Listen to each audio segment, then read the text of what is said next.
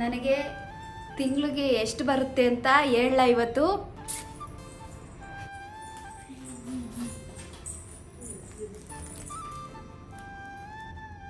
ಬೊಟ್ಟು ಇಟ್ಕೊಂಡ್ರೇ ಚೆನ್ನಾಗಿ ಕಾಣೋದು. ಬಾ ಮಂಜಮ್ಮ.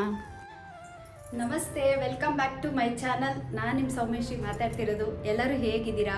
ನಾನಂತೂ ತುಂಬಾ ಚೆನ್ನಾಗಿದ್ದೀನಿ. ನಾವು ಯಾವಾಗಲೂ ಪಾಸಿಟಿವ್ ಆಗಿ ಮಾತಾಡಬೇಕು. ನಾವು ತುಂಬ ಚೆನ್ನಾಗಿದ್ದೀವಿ ಅಂತಲೇ ಹೇಳಬೇಕು, ಚೆನ್ನಾಗಿಲ್ಲ ಅಂತಲೇ ನಾವು ಹೇಳಬಾರ್ದು. ನಮಗೇನೇ ಕಷ್ಟ ಇದ್ರೂ ನಾವು ಚೆನ್ನಾಗಿದ್ದೀವಿ ಅಂತ ಪಾಸಿಟಿವ್ನ ನಾವು ಮಾತಾಡಬೇಕು. ಬೇರೆಯವ್ರಿಗೂ ಅಷ್ಟೇ, ಅವ್ರು ನಾವು ಚೆನ್ನಾಗಿಲ್ಲ ಅಂದರೆ ನೀವು ಚೆನ್ನಾಗಿದ್ದೀರಾ ಅಂತಲೇ ನಾವು ಹೇಳಬೇಕು. ನಮ್ಮ ಹತ್ರ ನಾವು ಕೆಲವೊಬ್ಬರು ಮಾತು ಹೇಳ್ತಾರೆ, ಎಲ್ಲ ಟೈಮಲ್ಲೂ ನಾವು ಆ ಮಾತುಗಳನ್ನ ಆಡಬಾರ್ದು. ಯಾಕೆಂದರೆ ದೇವರು ಮೇಲೆ ದೇವತೆಗಳು ಹೋಗ್ತಾ ಇರ್ತಾರಂತೆ.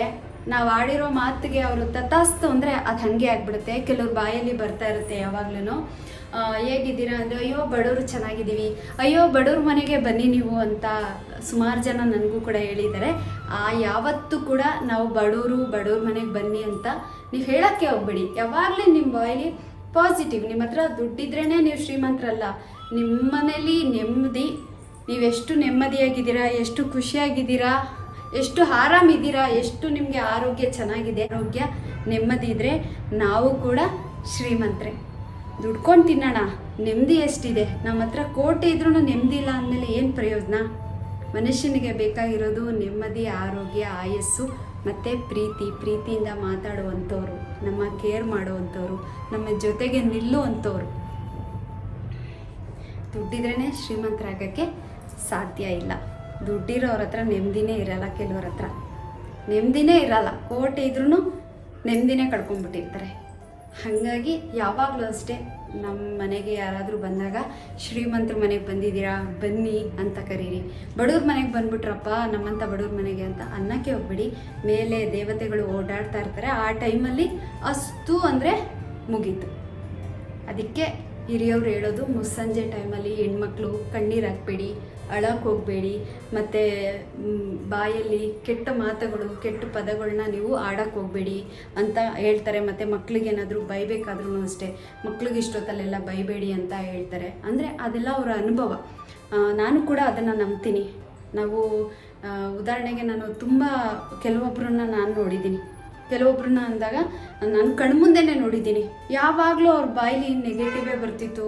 ಅಯ್ಯೋ ನಾನು ಇರಬಾರ್ದು, ನಾನು ಸತ್ತೋಗ್ಬಿಟ್ರೇ ನೆಮ್ಮದಿ, ಎಲ್ಲರಿಗೂ ನಾನು ಸತ್ತೋಗ್ಬಿಟ್ರೇ ನೆಮ್ಮದಿ ಅಂತ ಯಾವಾಗಲೂ ಪದೇ ಅವರ ಮಧ್ಯೆ ಏನಾದರೂ ಜಗಳ ಆಯಿತು, ಅವ್ರಿಗೇನಾದರೂ ಪ್ರಾಬ್ಲಮ್ ಆಯಿತು ಅಂದಾಗ ಈ ಥರ ಮಾತುಗಳನ್ನ ಅವರು ಯಾವಾಗಲೂ ಆಡ್ತಿದ್ರು. ಆವಾಗ ನಾನು ಯಾವಾಗಲೂ ಹೇಳ್ತಿದ್ದೆ, ನೋಡಮ್ಮ ಈ ಥರ ಯಾವಾಗಲೂ ಸಾಯ್ತೀನಿ ಅನ್ನೋ ವಿಷಯ ಮಾತ್ರ ಎತ್ತಕ್ಕೆ ಹೋಗಬೇಡ, ಅದು ತಪ್ಪು. ಹಿಂಗೆ ಅಸ್ತು ದೇವತೆಗಳು ಹೋಗ್ಬೇಕಾರೆ ತಥಾಸ್ತು ಅಂದ್ಬಿಟ್ರೆ ಅಲ್ಲಿಗೆ ಮುಗೀತು, ಅದು ಹುಡ್ಕೊಂಡು ನಿನ್ನ ಹತ್ರ ಬಂದೇ ಬರುತ್ತೆ ಆದಷ್ಟು ಬೇಗ ಅಂತ ನಾನು ಹೇಳ್ತಿದ್ದೆ. ನೋಡಿದ್ರೆ ಅದು ಹಂಗೆ ಆಗ್ಬಿಡ್ತು, ಬೇಜಾರಾಗುತ್ತೆ.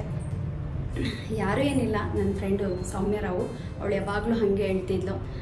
ಮಾತೆತ್ತಿದ್ರೆ ನಾನು ಸತ್ತೋಗ್ತೀನಿ ಅಂತ ಏನೋ ಒಂದು ಸಣ್ಣ ಪುಟ್ಟ ವಿಷಯಕ್ಕೂ ಅವಳು ದೊಡ್ಡದನ್ನ ಮಾಡಿಕೊಂಡು ಯೋಚನೆ ಮಾಡ್ತಿದ್ಲು. ಕೆಲವೊಂದು ಸಲ ಮಾತಾಡಿದಾಗ ನಾನು ಕೂಡ ಹೇಳಿದ್ದೆ, ಎಲ್ಲೋ ಒಂದು ಕಡೆ ನಾವು ಆಡೋ ಮಾತು ಒಂದೊಂದು ಸಲ ನಿಜ ಆಗಿಬಿಡುತ್ತೆ ಅಂತಾರಲ್ಲ, ಹಾಗೆ ಇವಾಗ ನಾವೇನೋ ಒಂದು ನಮ್ಮ ಕನಸಿರುತ್ತೆ, ನಾವೊಂದು ಮನೆ ತೊಗೋಬೇಕು ಅಂತ ಇರ್ತೀವಿ. ಅದು ಸಡನ್ನಾಗಿ ಆಯಿತು ಅಂದರೆ ನಮಗೆ ದೇವ್ರು ಕೊಟ್ಟಿರೋ ಗಿಫ್ಟು. ನಮ್ಮ ಶ್ರಮನೂ ಕೂಡ ಇದೆ, ಆದ್ರೂ ನಮ್ಮ ಬಾಯಲ್ಲಿ ನಾವು ಒಂದು ಮನೆ ತೊಗೋಬೇಕು, ನಾವೇನೋ ಮಾಡಬೇಕು ಅಚೀವ್ಮೆಂಟು ಅಂತ ನಾವು ಯಾವಾಗ ನಾವು ಪಾಸಿಟಿವ್ನ ತೊಗೋತೀವೋ ಖಂಡಿತ ಹಾಗೆ ಆಗುತ್ತೆ. ಮುಸ್ಸಂಜೆಲಿ ಅಳೋದು, ಸಿಕ್ಕಾಬಟ್ಟೆ ಯೋಚನೆ ಮಾಡೋದು, ನೆಗೆಟಿವ್ ಆಗಿ ಥಿಂಕ್ ಮಾಡೋದು, ಇದನ್ನೆಲ್ಲ ಕಂಪ್ಲೀಟ್ ಬಿಟ್ಟರೆ ನಮಗೆ ಆಗೋ ಕೆಲಸನೂ ಕೂಡ ಆಗುತ್ತೆ. ಮೀಶೋನಲ್ಲಿ 2 ಡ್ರೆಸ್ಸು ಬಂದಿದೆ. ನಾನು ಮಾಡಿರೋದು ಒಂದು ಬುಕ್ಕಿಂಗು, ನೋಡಿದ್ರೆ ಮನೆಗೆ ಮಿಸ್ ಆಗಿ 2 ಬಂದಿದೆ. ಆದರೆ 2ಕ್ಕೂ ಪೇ ಆಯಿತು. ನಾನು ಯಾವುದೋ ಬೇರೆದು ಅಂದ್ಬಿಟ್ಟು ತೊಗೊಂಡೆ. ನೋಡಿದ್ರೆ ಈ ಡ್ರೆಸ್ಸು ನೋಡೋಣ, ಈ ಡ್ರೆಸ್ಸು ಹೆಂಗಿದೆ, ಸೂಪರಾಗಿದೆ. ವೇಲಂತೂ ತುಂಬಾ ಚೆನ್ನಾಗಿದೆ. Pink colour, black pink combination. Dress ಚೆನ್ನಾಗಿದೆ, ತುಂಬ ಚೆನ್ನಾಗಿದೆ ಡ್ರೆಸ್ಸು. ಮೀಶೋನಲ್ಲಿ ನೋಡಿಕೊಂಡು ತೊಗೋಬೇಕು. ಒಂದೇ ಥರ ಕೆಲವೊಂದು ಡ್ರೆಸ್ಗಳು ಚೆನ್ನಾಗಿರಲ್ಲ. ಸರಿ ಅಂದ್ಬಿಟ್ಟು ನಾನು ಇದು ತೊಗೊಂಡೆ. ಚೆನ್ನಾಗಿದೆ, ಆದರೆ 2 ಬಂದಿದೆ. ನೋಡೋಣ, ಒಂದು ರಿಟರ್ನ್ಗೆ ಹಾಕ್ಬಿಡೋಣ ಅಂತ ಅಂದ್ಕೊಂಡಿದ್ದೀನಿ. ಮತ್ತು ಇದು ಪ್ಯಾಂಟು ಕೂಡ ಚೆನ್ನಾಗಿದೆ, ಬಟ್ಟೆ ಚೆನ್ನಾಗಿದೆ, ಕ್ವಾಲಿಟಿ ಚೆನ್ನಾಗಿದೆ. ಓಕೆ, ಇದು ದುಪ್ಪಟ್ಟ,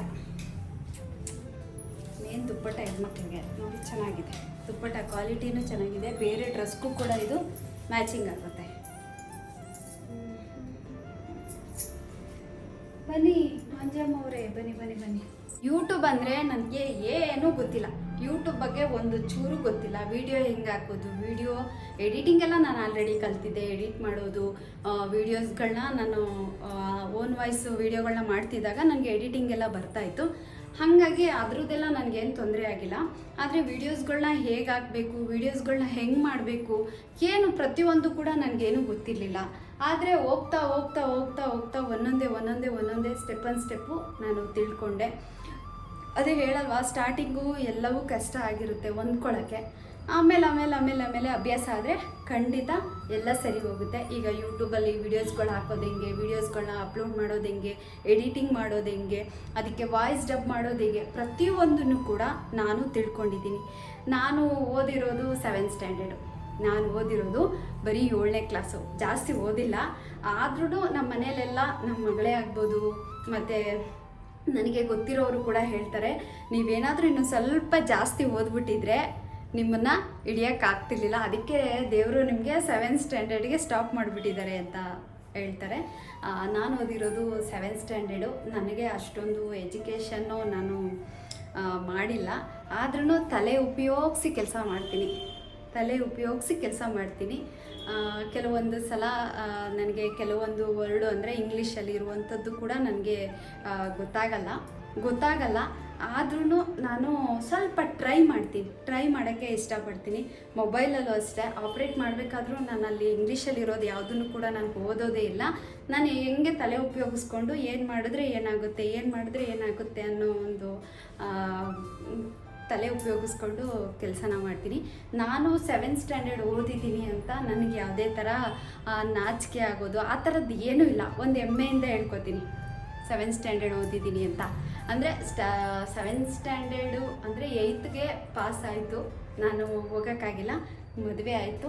ಮದುವೆ ಆದಮೇಲೆ ಮುಂದಕ್ಕೆ ಎಲ್ಲಿ ಓದೋದು, ತುಂಬ ಜನ ನಿಮ್ಮ ಮದುವೆ ಜೀವನದ ಹೇಳಿ ಅಂತ, ಅದೆಲ್ಲ ನಮ್ಮದು ಪರ್ಸ್ನಲ್ ಇರುತ್ತೆ, ಅದನ್ನೆಲ್ಲ ನಾನು ಹೇಳೋಕ್ಕಾಗಲ್ಲ. ಹಾಗಾಗಿ ಹೆಣ್ಮಕ್ಳಿಗೆ ಹೇಗೆ ಮದುವೆ ಅನ್ನೋದಾಗುತ್ತೆ, ಮಕ್ಕಳು ಅನ್ನೋದಾಗುತ್ತೆ, ಸಂಸಾರ ಎಲ್ಲ ಆಯಿತು. ಕೊನೆಗೆ ನಾನು ಒಂದು 20 ವರ್ಷಕ್ಕೆ ಎಲ್ಲ ಹೆಣ್ಣು ಮಾಡಿಕೊಂಡೆ ಅಷ್ಟೆ. ಎಲ್ಲರೂ ಒಂದು 30, 40, 50, 70 ಹೀಗೆ ಹೋಗ್ತಾರೆ ಮದುವೆ ಜೀವನದಲ್ಲಿ. ನಂದು ಒಂದು 20 ವರ್ಷಕ್ಕೆ ಎಂಡಾಯಿತು ಅನ್ಕೋತೀನಿ. 20 ವರ್ಷಕ್ಕೆ ನನ್ನ ಜೀವನನೇ ಮುಗಿಸ್ಕೊಬಿಟ್ಟೆ. ಒಂದು 20 ವರ್ಷಕ್ಕೆ ಅಂದರೆ ಒಂದು 70-80 ವಯಸ್ಸಾದವ್ರಿಗೆ ಅನುಭವಗಳಾಗಿರುತ್ತಲ್ಲ, ಹಾಗೆ ನನಗೆ 20 ವರ್ಷಕ್ಕೆ ನನಗೆ ಜೀವನನ ನಾನು ಮುಗಿಸ್ಕೊಂಡೆ. ಆದರೂ ಖುಷಿಯಾಗಿದ್ದೀನಿ, ಯಾವುದೇ ಥರ ಏನೂ ಇಲ್ಲ. ಎಲ್ಲದಕ್ಕೂ ಹೇಳಲ್ವಾ, ಋಣಾನುಬಂಧ. ನಮ್ಮ ಜೊತೆ ಯಾರು ಇರಬೇಕು, ಯಾರು ಇರಬಾರ್ದು ಅನ್ನೋದನ್ನ ದೇವರು ನಮಗೆ ನಿಶ್ಚಯ ಮಾಡಿಬಿಟ್ಟಿರ್ತಾರೆ. ಅಷ್ಟು ದಿನವರೆಗೂ ನಮ್ಮ ಜೊತೆ ಯಾರು ಇರಬೇಕು, ಯಾರು ಇರಬಾರ್ದು ಅನ್ನೋದು ದೇವ್ರ ಹತ್ರ ಲೆಕ್ಕ ಇರುತ್ತಲ್ವ. ಹಾಗೆ ನಾನು ಯಾರಾದರೂ ನಮ್ಮ ಜೊತೆ ಇದ್ದವರು ಸಡನ್ನಾಗಿ ನಮ್ಮಿಂದ ದೂರ ಆಗೋದ್ರು, ಇಲ್ಲ ನಾವೇ ಅವ್ರನ್ನ ಬಿಟ್ಬಿಟ್ವಿ ಅಂತ ಅಂದಾಗ ನಾನು ಕೂತ್ಕೊಂಡು ಯೋಚನೆ ಮಾಡೋದು ಒಂದೇ, ಏನಂದರೆ ಅವರು ನಮ್ಮ ಜೊತೆ ಇಷ್ಟು ದಿವಸ ಇರಬೇಕು ಅನ್ನೋದು ದೇವರು ಇಷ್ಟು ದಿನಕ್ಕೆ ಅಂತ ಅವ್ರನ್ನ ಕಳಿಸಿದ್ರು. ಅಷ್ಟು ದಿನಕ್ಕೆ ಅವ್ರದ್ದು ಮುಗೀತು, ಅವರು ಹೋದರು ಅಷ್ಟೇ. ಯಾರೇ ಆಗ್ಬೋದು, ಫ್ರೆಂಡ್ಸೇ ಆಗ್ಬೋದು, ಸಂಬಂಧಿಕರೇ ಆಗ್ಬೋದು, ಮದುವೆ ಜೀವನದಲ್ಲೇ ಆಗ್ಬೋದು, ಯಾವುದಾದ್ರೂ ಆಗ್ಬೋದು. ಎಲ್ಲದಕ್ಕೂ ಒಂದು ಇಷ್ಟು ವರ್ಷ ಇಷ್ಟು ದಿನ ಇಂಥವ್ರ ಜೊತೆ ಇರಬೇಕು ಅಂತ ಮೇಲೆ ನಿಶ್ಚಯ ಆಗಿರುತ್ತೆ. ಅಷ್ಟು ದಿನ ಮಾತ್ರ ನಮ್ಮ ಜೊತೆ ಇರೋದನ್ನ ನಾನು ತೋರಿಸ್ಕೋಬೋದು, ಇಲ್ಲದೇ ಇರೋದನ್ನೆಲ್ಲ ನಾನು ತೋರಿಸ್ಕೊಳಕ್ಕಾಗಲ್ಲ. ನಮ್ಮ ಜೀವನದಿಂದ ನಾವು ಒಂದ್ಸಲ ನಾವು ಒಂದು ವ್ಯಕ್ತಿನ ದೂರ ಮಾಡ್ಕೊಂಡಿದ್ದೀವಿ, ನಾವು ದೂರ ಇದ್ದೀವಿ ಅಂದಾಗ ಮತ್ತೆ ಆ ವ್ಯಕ್ತಿನ ನಾವು ತೋರಿಸೋದೇ ಆಗಲಿ, ಅದ್ರ ಬಗ್ಗೆ ಮಾತಾಡೋದೇ ಆಗಲಿ ನನಗೆ ಬೇಡ ಅಂತ ನಾನು ಅನ್ಕೋತೀನಿ. ಯಾರೋ ಒಬ್ಬರು ನನಗೆ ಕಮೆಂಟ್ ಮಾಡಿದರು, ನೀವೊಬ್ಬರೇ ಕಾಣಿಸ್ಕೋತೀರಾ, ನಿಮ್ಮ ಹಸ್ಬೆಂಡು ಎಲ್ಲಿ ಅಂತ. ತುಂಬ ವರ್ಷದಿಂದ ತುಂಬ ಜನಕ್ಕೆ ಆಲ್ಮೋಸ್ಟ್ ಗೊತ್ತಿದೆ, ಇವರು ಸಿಂಗಲ್ ಪೇರೆಂಟ್ ಆಗಿದ್ದಾರೆ, ಇವರು ಸಿಂಗಲ್ ಪೇರೆಂಟು ಅಂತಲೇ. ಹೆಣ್ಮಕ್ಳು ಯಾವಾಗಲೂ ಸ್ಟ್ರಾಂಗ್ ಆಗಿರಿ, ಸಿಂಗಲ್ ಪೇರೆಂಟು ಅಂತ ಹೇಳಿ ಕುಗ್ಗಕ್ಕೆ ಹೋಗಬೇಡಿ. ಸ್ಟ್ರಾಂಗ್ ಆಗಿರಬೇಕು. ನಾವು ಯಾವಾಗಲೂ ಒಂದನ್ನು ತಲೆಯಲ್ಲಿ ಇಟ್ಕೋಬೇಕು. ಯಾರಿರಲಿ ಇಲ್ಲದೇ ಇರಲಿ, ನಾವು ಜೀವನ ಮಾಡುವಂಥ ಶಕ್ತಿ ನಮಗಿದೆ ಅನ್ನೋದನ್ನು ನಾವು ಯಾವಾಗ ತಲೆಯಲ್ಲಿ ಇಟ್ಕೋತೀವೋ ಆವಾಗ ನಾವು ಬದುಕೋಕ್ಕೆ ಸಾಧ್ಯ. ಈ ಸಮಾಜದಲ್ಲಿ ಸಿಂಗಲ್ ಪೇರೆಂಟಾಗಿ ಬದುಕ್ತಿದ್ದಾರೆ ಅಂದರೆ ತುಂಬ ಜನ ತುಂಬ ಥರ ಮಾತಾಡ್ತಾರೆ. ನಾವು ಯಾವುದಕ್ಕೂ ಕೂಡ ತಲೆ ಕೆಡಿಸ್ಕೋಬಾರ್ದು. ನಮ್ಮ ಪಾಡಿಗೆ ನಾವು ಹೋಗ್ತಾ ಇರಬೇಕು. ಹಂಗೆ ಹೋದ್ರೇ ನಾವು ಬದುಕಕ್ಕೆ ಸಾಧ್ಯ. ಈಗ ಅವ್ರು ಯಾರೋ ಅಂತಾರೆ, ಇವ್ರು ಯಾರೋ ಅಂತಾರೆ ಅಂತ ಎಲ್ಲರಿಗೂ ಕಲ್ಲು ಹೊಡ್ಕೊಂಡು ಕೂತ್ಕೊಂಡ್ಬಿಟ್ರೆ ನಿಮ್ಮ ಜೀವನ ಹೆಂಗೆ ನಡೆಸ್ತೀರಾ? ನಿಮ್ಮ ಜೀವನ ಹೆಂಗೆ ನಡೆಯುತ್ತೆ? ನಾನು ತುಂಬ ವರ್ಷದ ಹಿಂದೆ ತುಂಬ ಅವಮಾನಗಳನ್ನ ಪಟ್ಟಿದ್ದೀನಿ. ನೋಡ್ಕೊಂಡು ಬಂದಿರೋದಕ್ಕೆ ಇವತ್ತು ಈ ಸ್ಟೇಜಲ್ಲಿದ್ದೀನಿ. ಅದನ್ನೆಲ್ಲ ನೋಡ್ಕೊಂಡು ಬಂದಿದ್ದಕ್ಕೆ ನನಗೆ ದೇವರು ಇವತ್ತು ಈ ಸ್ಟೇಜಲ್ಲಿ ಕೂರಿಸಿದ್ದಾರೆ. ನನ್ನ ಜೀವನದಲ್ಲಿ ನಾನು ಅವಮಾನಗಳೇ ಪಟ್ಟಿಲ್ಲ, ನೋವು ಪಟ್ಟಿಲ್ಲ ಅಂದಿದ್ರೆ ನಾನು ಇಲ್ಲಿವರೆಗೂ ಬರ್ತಿರ್ಲಿಲ್ಲ. ಹಾಗಾಗಿ ಸಿಂಗಲ್ ಪೇರೆಂಟ್ ಆಗಿರುವಂಥ ಹೆಣ್ಮಕ್ಳಿಗೆ ನಾನು ಹೇಳೋದಿಷ್ಟೇ, ಧೈರ್ಯವಾಗಿರಿ. ನೀವು ನಿಮ್ಮನ್ನು ನಂಬ್ಕೊಂಡಿರೋರಿಗೋಸ್ಕರ ನೀವು ಧೈರ್ಯವಾಗಿರಿ. ಯಾರೇನೇ ಅಂದರೂ ತಲೆ ಕೆಡಿಸ್ಕೊಬೇಡಿ. ಈ ಸಿಂಗಲ್ ಪೇರೆಂಟು ಹೆಣ್ಮಕ್ಳು ಇರೋರಿಗೆಲ್ಲ ಆಲ್ಮೋಸ್ಟ್ ಮಕ್ಳುಗಳನ್ನ ಸಾಕುವಂಥ ಒಂದು ಜವಾಬ್ದಾರಿ ಇರುತ್ತೆ. ಹಾಗಾಗಿ ನಿಮ್ಮ ಮಕ್ಳಿಗೋಸ್ಕರ ನೀವು ಬದುಕಿ. ಅವ್ರವಂಗೆ ಇವ್ರಿಂಗೆ ಅಂತಾರೆ, ಯಾವುದಕ್ಕೂ ತಲೆ ಕೆಡಿಸ್ಕೊಬೇಡಿ. ಈ ಸಮಾಜ ಹೆಂಗಿದ್ರು ಕೆಲವು ಜನ ಮಾತಾಡ್ತಾರೆ. ಈ ಸಮಾಜದಲ್ಲಿ ಕೆಲವು ಜನ ನಾವು ಹೆಂಗೆ ಇದ್ರೂ ಮಾತಾಡ್ತಾರೆ. ನೀವು ಮಾತಾಡ್ತಾ ಇರಿ, ನಾವು ಹೋಗ್ತಾ ಇರ್ತೀವಿ ಅಂತ ಹೋಗಬೇಕು. ಧೈರ್ಯವಾಗಿರಿ. ನಾನಂತೂ ತುಂಬ ಧೈರ್ಯವಾಗೇ ಇದ್ದೀನಿ. ಯಾವುದಕ್ಕೂ ತಲೆ ಕೆಡಿಸ್ಕೊಳ್ಳಲ್ಲ. ನಮ್ಗೆ ಏನೇ ಕಷ್ಟ ಬರಲಿ, ಏನೇ ಇರಲಿ, ನಾವು ನಂಬಿರೋ ಭಗವಂತ ನಮ್ಮ ಜೊತೆ ಇದ್ದಾರಲ್ಲ. ಯಾರೂ ಇಲ್ಲ ಅನ್ನೋರಿಗೆ ರಾಯರ ಆಯ್ಕೆ ಮಾಡ್ಕೋತಾರೆ. ಯಾರೂ ಇಲ್ಲ ನಮಗೆ ಅಂತ ನಾವು ಒಬ್ಬಂಟಿಯಾಗಿ ಕೂತಾಗ ರಾಯರೇ ನಮ್ಮನ್ನು ಆಯ್ಕೆ ಮಾಡ್ಕೊಳ್ಳೋದು. ನನ್ನ ಜೀವನದಲ್ಲೂ ಅಷ್ಟೇ, ನನಗೆ ಯಾರೂ ಇಲ್ಲ ಅಂತ ಕಣ್ಣೀರಾಗ್ತಾ ಇದ್ದಾಗ ನನಗೆ ರಾಯರೇ ನನ್ನನ್ನು ಆರಿಸ್ಕೊಂಡಿರೋದು. ಇವತ್ತು ರಾಯರಿಂದ ನಾನು ಈ ಮಟ್ಟಕ್ಕೆ ಬಂದಿದ್ದೀನಿ. ಯೂಟ್ಯೂಬ್ ಸ್ಟಾರ್ಟ್ ಮಾಡಬೇಕಾದ್ರೂ ಅಷ್ಟೇ ರಾಯರ ಹತ್ರ ಹೂವನ್ನ ಇಟ್ಟು ನಾನು ಕೇಳಿದೆ. ರಾಯರು ನನಗೆ ಪ್ರಸಾದನ ಕೊಟ್ಟರು. ಅವತ್ತಿಂದ ಇವತ್ತುವರೆಗೂ ಹೆಂಗೋ ನನ್ನನ್ನು ತಳ್ಕೊಂಡು ಬರ್ತಾನೆ ಇದ್ದಾರೆ. ಎಲ್ಲದಕ್ಕಿಂತ ಹೆಚ್ಚಾಗಿ ಏನಂದರೆ, ಈಗ ರಾಯರ ಹತ್ರ ನಾವು ಪ್ರಸಾದನ ಕೇಳ್ತೀವಿ. ಅವರು ಕೊಟ್ಟಾಗ ಪ್ರಸಾದ ಕೊಟ್ಟರು ಅಂತ ನಾವು ಕೂತ್ಕೋಬಾರ್ದು. ನಮ್ಮ ಶ್ರಮ ಇರಬೇಕು. ನಾವು ಶ್ರಮ ಬೀಳಬೇಕು. ನಾವು ಕಷ್ಟಪಟ್ರೇ ನಮಗೆ ಫಲ ಸಿಗೋದು. ಈಗ ನಾನು ಡೈಲಿ ವೀಡಿಯೋಗಳನ್ನ ನಾನು ಮಾಡ್ತಾನೆ ಇರ್ತೀನಿ. ಕೆಲವ್ರಿಗೆ ಇರಿಟೇಟ್ ಆಗುತ್ತೆ, ಏನಪ್ಪ ಇವಳು ಡೈಲಿ ವೀಡಿಯೋಗಳು ಮಾಡ್ತಾಳೆ, ಇವ್ರಿಗೇನು ಮಾಡೋಕ್ಕೆ ಕೆಲಸ ಇಲ್ವಾ? ಹೀಗೆ ನಾನು ಆ ಥರ ಕೆಲವರು ಇಷ್ಟಪಟ್ಟು ವೀಡಿಯೋಸ್ಗಳನ್ನ ನೋಡ್ತಾರೆ. ಕೆಲವರು ಇವ್ರು ಎಷ್ಟೊತ್ತಿಗೆ ವೀಡಿಯೋ ಹಾಕ್ತಾರೆ, ಯಾವ ವೀಡಿಯೋ ಹಾಕ್ಬೋದು ಅನ್ನೋದ್ರ ಕಡೆ ಅವರು ವೇಟ್ ಮಾಡ್ತಾ ಇರ್ತಾರೆ. ಹಾಗೆ ರಾಯರು ಹೂವು ಪ್ರಸಾದ ಕೊಟ್ಟಾಗ ನಾವು ಶ್ರಮ ಬೀಳಬೇಕು. ಯಾವುದೇ ವಿಷಯ ಆಗ್ಬೋದು. ಇವಾಗ ಒಂದು ಕೆಲಸ ಬೇಕಪ್ಪ ರಾಯರೇ ಅಂತ ಕೇಳ್ತೀವಿ, ಅದಕ್ಕೆ ಅವ್ರು ಪ್ರಸಾದ ಕೊಟ್ಟಾಗ ನಾವು ಕೂತ್ಕೋಬಾರ್ದು. ನಮ್ಮ ಪ್ರಯತ್ನ ನಾವು ಮಾಡ್ತಾ ಇದ್ದಾಗ ರಾಯರು ಯಾವುದಾದ್ರೂ ಒಂದು ಮೂಲಕ ಕೊಡ್ತಾರೆ. ಈಗ ಯೂಟ್ಯೂಬಲ್ಲಿ ನನಗೆ ಏನು ಅಂತಲೇ ಗೊತ್ತಿಲ್ಲ, ಹಂಗಂಗೆ ಹೋಗ್ತಾ ಇವತ್ತು ಇಲ್ಲಿವರೆಗೂ ನಿಂತಿದ್ದೀನಿ. ರಾಯರು ಪ್ರಸಾದನ ಕೊಟ್ಟರು. ನೀವು ಕೂಡ ನನಗೆ ತುಂಬ ಸಪೋರ್ಟಿವ್ ಆಗಿ ಮಾತಾಡಿದ್ರಿ. ಮತ್ತು ನೀವೆಲ್ಲರೂ ಕೂಡ ನನಗೆ ತುಂಬ ಸಪೋರ್ಟ್ ಮಾಡಿದ್ರಿ. ನಾನಿವತ್ತು ಯೂಟ್ಯೂಬಲ್ಲಿ 4,32,000 ಅನಿಸುತ್ತೆ. ಇಲ್ಲಿ ಫೋನ್ ನೋಡ್ತೀನಿ, ಇಲ್ಲ ಫೋನ್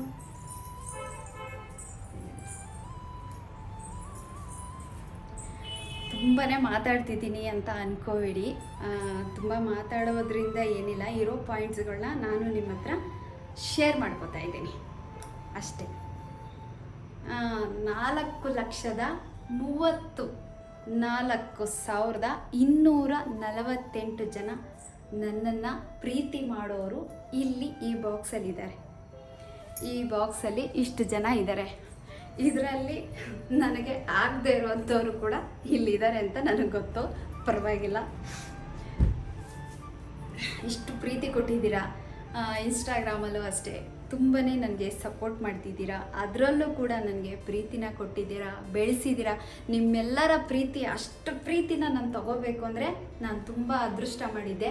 ನನ್ನ ಲೈಫಲ್ಲೂ ಕೂಡ ಯಾವತ್ತೂ ನಾನು ಈ ಸ್ಟೇಜಿಗೆ ಬರ್ತೀನಿ, ಇಲ್ಲಿ ನನ್ನನ್ನು ನಿಲ್ಲಿಸ್ತೀರಾ ಅನ್ನೋದು ನನ್ನ ಮನಸ್ಸಲ್ಲೂ ಅಂದ್ಕೊಂಡಿರಲಿಲ್ಲ.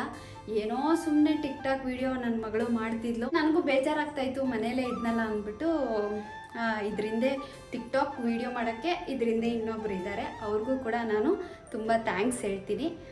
ಅವರು ಕೂಡ ನನಗೆ ಟಿಕ್ಟಾಕ್ ವಿಡಿಯೋ ಮಾಡಬೇಕಾದ್ರೆ ಮಾಡು ನೀನು ಸುಮ್ಮನೆ ಕೂತಿರ್ತೀಯ ಯಾವಾಗ್ಲೂ, ಮಾಡು ನೀನು ಟಿಕ್ಟಾಕ್ ವಿಡಿಯೋ ಅಂದರೆ ವಿಡಿಯೋ ಮಾಡೋಕ್ಕೆ ಬರ್ತಿರ್ಲಿಲ್ಲ. ಫಸ್ಟ್ ಸಾಂಗ್ ಯಾವ್ದು ಮಾಡಿದೆ ಅಂತ ಇವಾಗ ನಿಮಗೆ ಅದನ್ನು ಪ್ಲೇ ಮಾಡೇ ತೋರಿಸ್ತೀನಿ. ಟಿಕ್ಟಾಕ್ ವಿಡಿಯೋ ಇನ್ನೂ ನೆನಪಿದೆ ನನಗೆ. ಯಾವ ಸಾಂಗ್ ಮಾಡಿದೆ, ಯಾವ ಸಾಂಗು ಅಮ್ಮ ನೆನಪಿದೆಯಮ್ಮ? ಹಳ್ಳಿ ಮೇಷ್ಟ್ರು ಸಾಂಗ್ ಗೊತ್ತಿಲ್ಲಮ್ಮ? ಈ ಸಾಂಗ್ ಮಾಡಿದೆ ಫಸ್ಟು.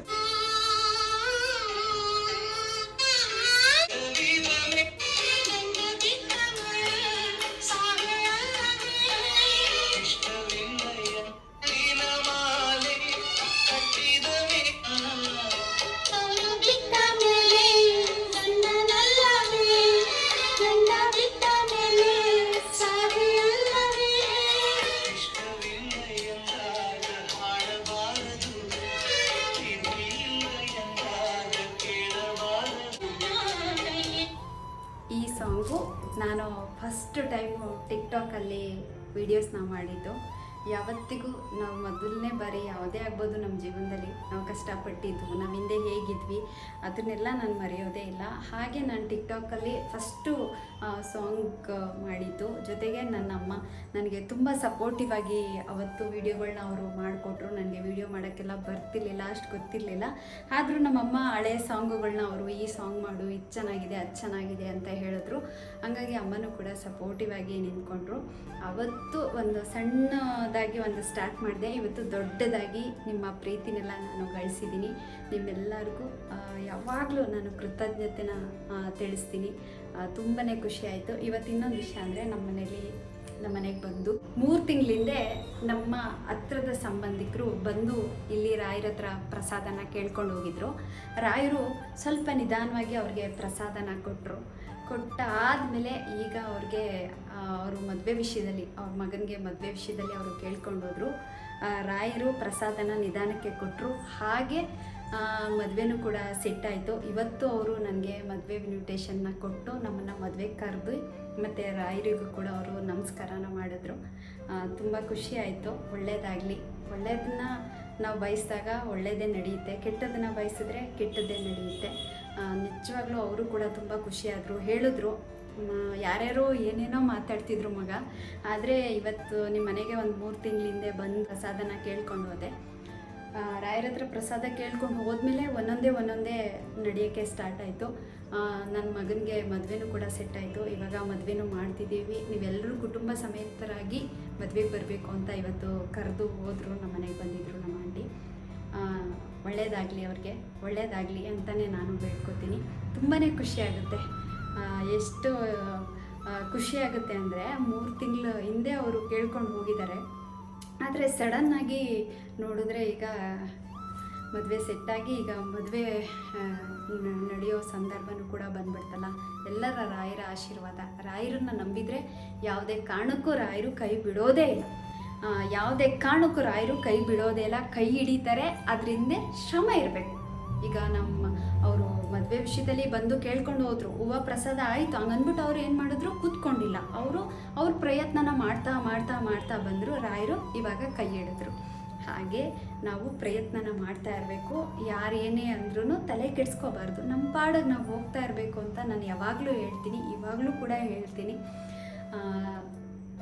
ಮತ್ತು ಇನ್ನೇನು ವಿಷಯ ನೆಕ್ಸ್ಟ್ ಬ್ಲಾಗಲ್ಲಿ ಮಾತಾಡೋಣ. ಯಾಕೆಂದರೆ ಲಾಂಗ್ ವಿಡಿಯೋ ಆಗೋದ್ರೆ ನೀವು ಕೂಡ ನೋಡೋಕ್ಕೆ ಕಷ್ಟಪಡ್ತೀರ ಅಲ್ವಾ. ನೆಕ್ಸ್ಟ್ ಬ್ಲಾಗ್ ಇದೇ ಥರ ನನ್ನ ಜೀವನದಲ್ಲಿ ಏನೇನು ನಡೀತು, ಕೆಲವೊಂದು ವಿಷಯಗಳನ್ನ ನಾನು ನಿಮ್ಮ ಹತ್ರ ಖಂಡಿತ ಶೇರ್ ಮಾಡ್ತೀನಿ.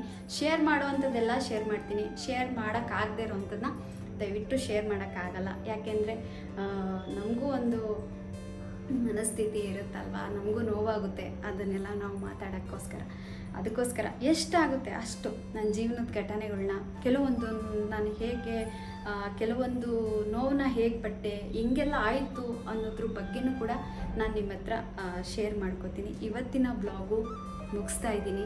ಎಲ್ಲರಿಗೂ ಒಳ್ಳೆಯದಾಗಲಿ, ರಾಯರು ಒಳ್ಳೇದು ಮಾಡಲಿ. ನಮಸ್ಕಾರ.